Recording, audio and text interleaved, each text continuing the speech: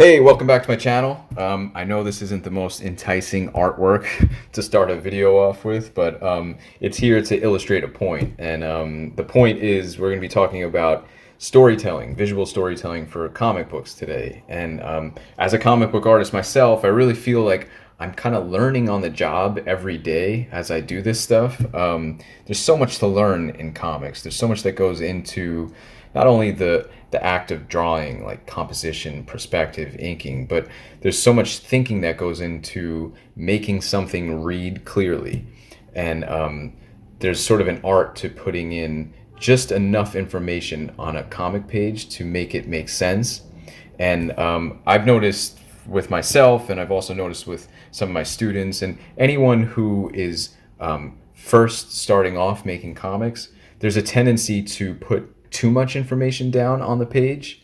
I think that's because we want to do as much as we can to make the story as clear as possible visually.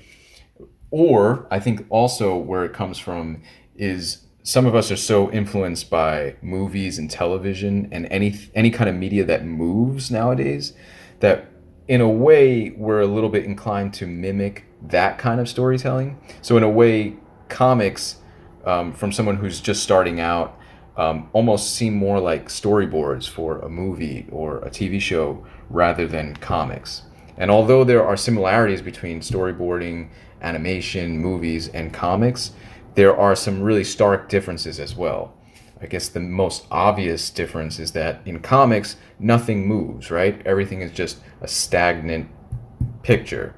When done right, it's the right images placed next to each other, and the reader will fill in the blanks in between panels.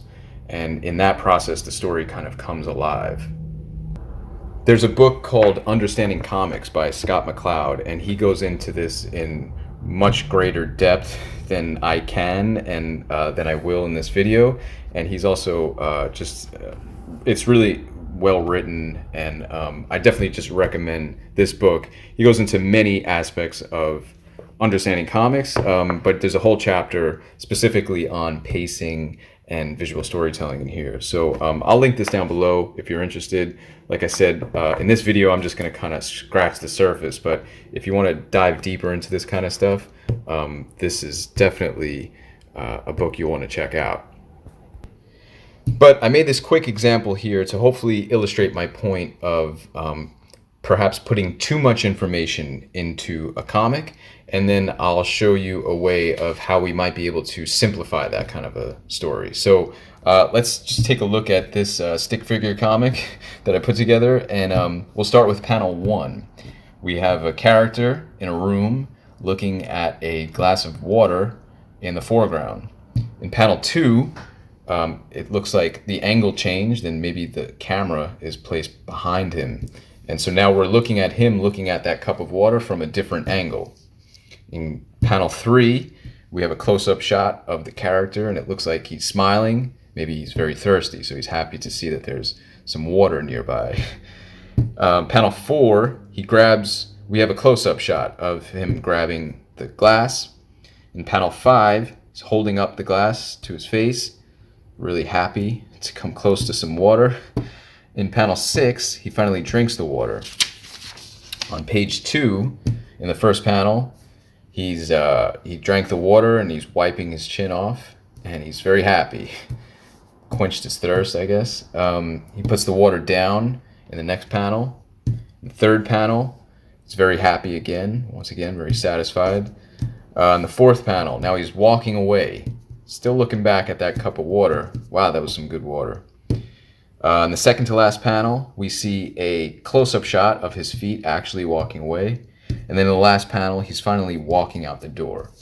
So this is, as you can tell, a very extreme version of putting too much into a comic, right? There's way too much information here. I think we can all see that there's probably a lot of unnecessary panels here. And that's sort of one of the things that I'm always looking at in my work after I do a layout. I'll do a first draft, which is really me just throwing everything at the wall.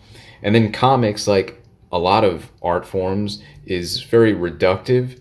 So you go back in and you try to take everything out that's not working. Is this necessary? Is this necessary? And you keep asking yourself, is this image really here to move the story along, or is it just a cool image? Is it something I want to draw?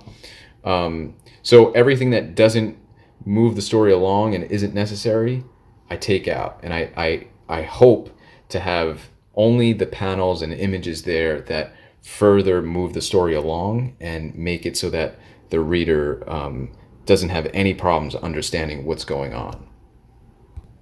So in the case of this actual example here, let's see if we can go about simplifying this 2-page story. At first glance, I would say this could probably all be simplified into 1 page. I think we could probably all agree that maybe 2 pages is a little excessive for this kind of a story right here. So let's see if we can simplify this into 2, 4, 6 panels instead of 12 panels. And then from there, possibly we can further simplify it and see how few panels we can sort of say the same exact thing. So, okay, let's go into the next step. Okay, so to further illustrate my point, I just kind of cut up each panel into an individual object, just so that we can kind of move stuff around and we can better visualize what we're talking about.